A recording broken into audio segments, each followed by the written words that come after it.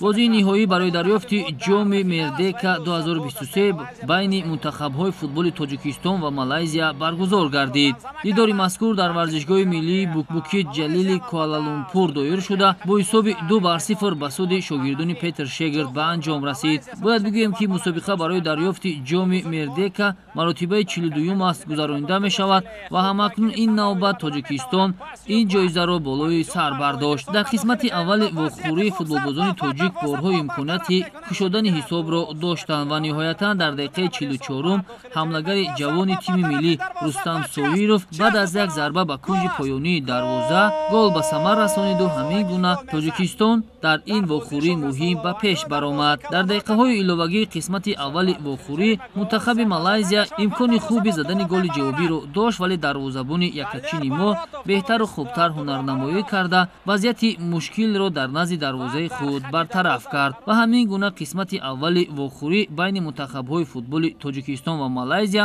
бо як голи беҷавоб ба анҷом расид. дар нимаи дуюми рақобат талошҳои футболбозони тими миллии Малайзия бештар шуд, зеро онҳо мехостанд ҳисобро баробар бикунанд.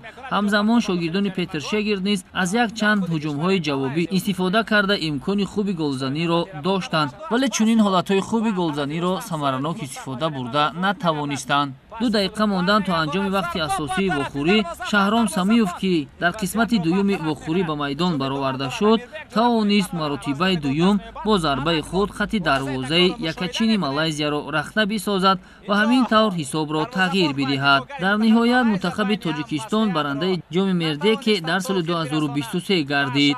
голҳои ба самар расонидаи Рустам Соиров ва Шаҳром Самиёв Тоҷикистонро дар ин вохӯрии ниҳоӣ барандаи ҷом гардонид.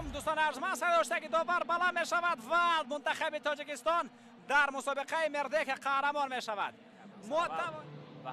پس از انجام بازی فینالی در وضعیت تنتنوی به هیئت منتخب تاجیکستان و ستاد مربیان مدال و افتخارنامه و جایزه اساسی این مسابقه تقدیم کرده شد.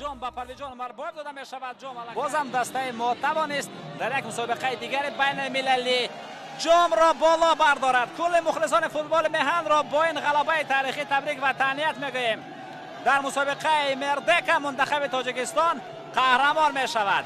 اکنون با منتخب تاجیکستان ما بردباری‌ها در بازی‌های در پیش بوده تمنا داریم که بازی‌های انتخابی جام جهان خواهند بود. از ماه نوامبر آغاز می‌شوند و در ماه ینور باشد البته مرحله فینالی چمپیونات آسیا.